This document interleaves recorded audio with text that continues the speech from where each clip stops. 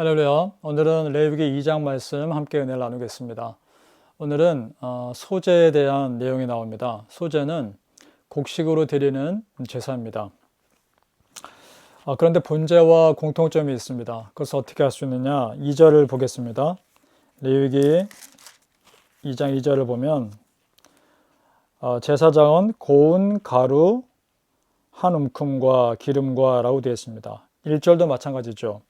누구든지 소제 예물을 여호와께 드리려거든 고운 가루로 예물을 삼아라고 되어 있습니다.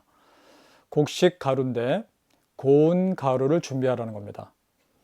자, 여러분, 그렇다면 흠없는 제물을 준비하는 것과 같은 맥락입니다.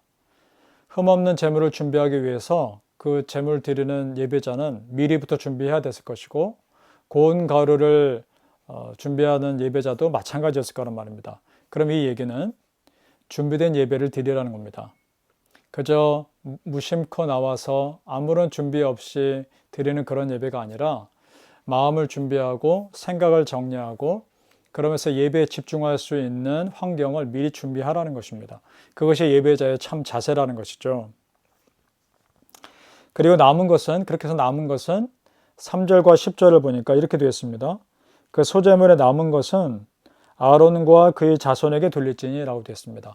제사장 가문에게 돌리라는 것이고요. 또 10절에 보니까 그 소제물에 남은 것은 역시 아론과 아들들에게 돌릴지니 라고 되어 있습니다.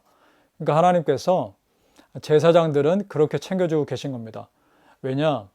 제사에만 집중할 수 있는 환경을 하나님께서 만들어 주신 겁니다. 다른 일 하지 않고 예배에만 집중할 수 있는, 그래서 다른 걱정 없이 하나님께 예배하는 일만 온전히 할 수 있는 환경을 하나님이 만들어 주신 겁니다. 왜냐하면 제사장들은 하루 종일 성막에서 성소에서 제사 드리는 일만을 했기 때문입니다. 자, 여러분 생각해 보십시오. 짐승들을 제사 드리는 사람들이 죽입니다. 그러면 피를 날마다 뿌려야 했고요. 그리고 태워야 했습니다. 그러면 제사장들은 온통 피비린내 나는 냄새로 하루 종일 살아야 하는 것이죠. 그러면서 다른 일을 할 수가 없기 때문에 하나님께서 그들의 생계를 그렇게 책임져 주신 겁니다. 자, 그래서 오늘 좀 제사에 드리는 그 모습에 대해서 구체적으로 단어 하나하나 보면서 또 생각해 보려고 합니다.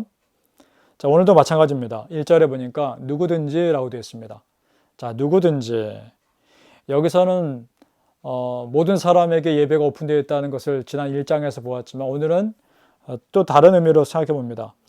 자원하여 드리는 예배라는 겁니다. 억지가 아니라 자원하는 마음으로, 기쁜 마음으로 누구든지 드리는 예배는 하나님 기쁘게 받으신다는 것이죠. 그 다음에 기름을 가져오라 합니다. 기름을 취하라라고 합니다. 구약에서 기름은요, 성령 하나님께서 감동하심을 의미합니다.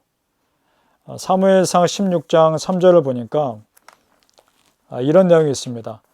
하나님께서 다윗에게 기름 부으실 때 다윗에게 이런 일이 일어납니다. 13절에 사무엘이 기름 뿔병을 가져다가 그 형제 중에서 그에게 부었더니 이날 이후로 다윗이 여호와의 영에게 크게 감동되니라 라고 되어 있습니다.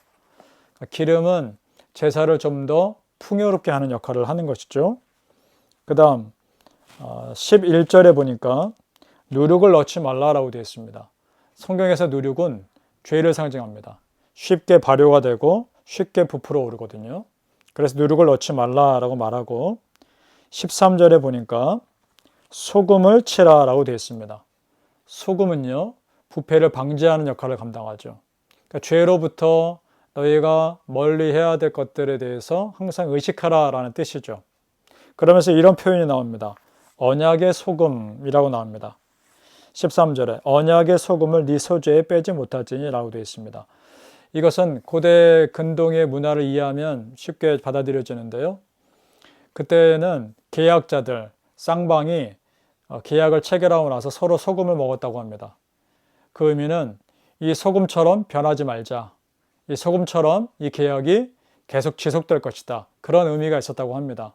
그래서 언약의 소금을 네 소재에 빼지 못할지라 라는 말을 하나님이 하신 거 보면 그 당시 이스라엘 백성들에게는 이것이 쉽게 이해되는 그런 표현이었을 겁니다. 자, 신약 시대에는 넘어오면 이 소금의 역할은 섬김, 자기 희생으로 발전합니다. 마태복음 5장 13절을 참고해서 보겠습니다. 너희는 세상의 소금이니 소금이 만일 그 맛을 잃으면 무엇으로 짜게 하리요?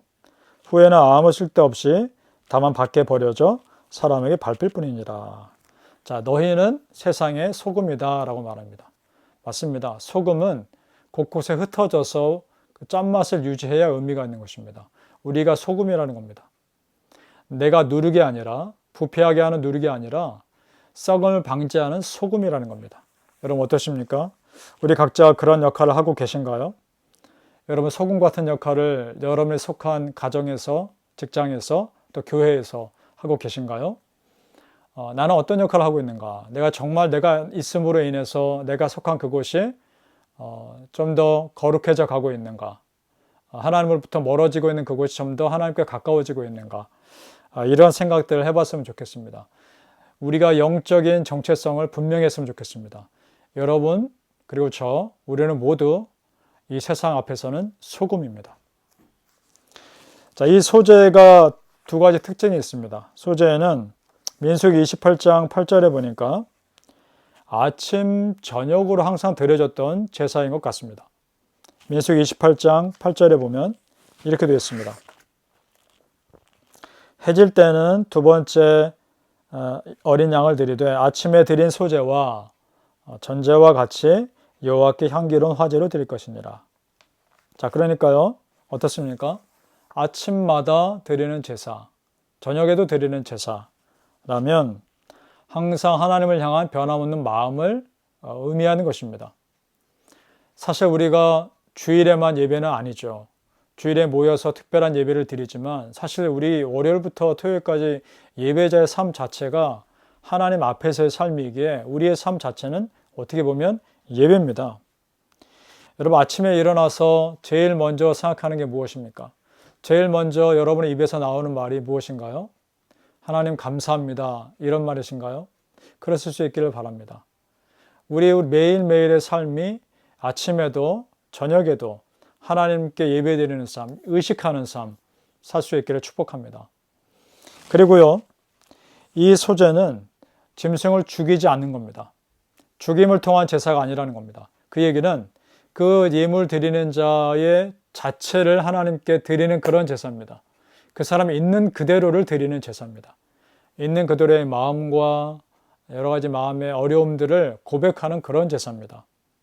우리 로마서 12장 1절 말씀을 참고했으면 좋겠습니다.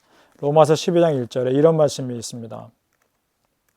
그러므로 형제들아 내가 하나님의 모든 자비하심으로 너희를 권하노니 너희 몸을 하나님이 기뻐하시는 거룩한 산 제물로 드리라. 이는 너희가 드릴 영적 예배니라.